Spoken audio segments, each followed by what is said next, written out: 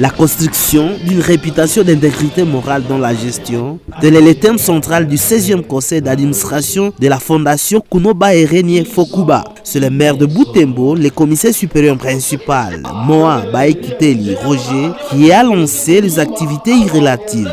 Dans son speech, l'autorité urbaine a loué les œuvres de développement et du social que la Fokuba a déjà réalisées en ville de Butembo et ailleurs et a promis son soutien à cette fondation qui a comme devise « Travaillons pour le peuple ». Nous nous rangeons derrière l'objectif de la fondation. Permettez-nous de témoigner des œuvres de développement et du social que la fondation a déjà réalisées en ville de Butembo et ailleurs, pour autant qu'elle mérite une slave d'applaudissements.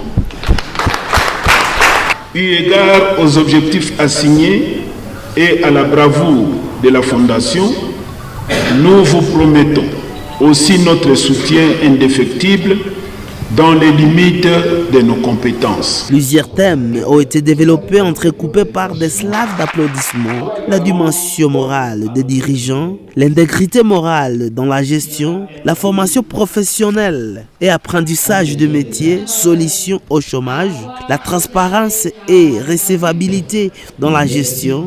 Ces thèmes ont été exposés par des experts. Les membres du conseil d'administration exercice 2025-2030 ont été présentés et validés par l'ensemble. Les bénéficiaires des différents projets de la Fokuba se sont exprimés en témoignant les interventions positives de la fondation. Le manager général de la Fokuba, Newton Mbusa Tembo Kuno, est revenu sur les différentes réalisations en faveur du peuple, surtout les vulnérables. Nous avons, depuis sa création en 2006, on a réalisé quelque chose à Kinshasa, à Butembo, à Goma et à Bunia. Ici, comme nous sommes à Butembo, je peux vous parler d'abord de deux projets qu'on vient d'exposer ici.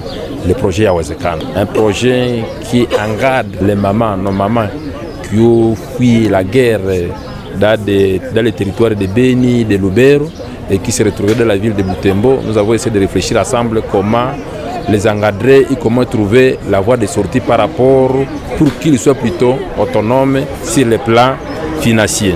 Et le deuxième projet, c'est l'encadrement des enfants vulnérables à travers nos écoles.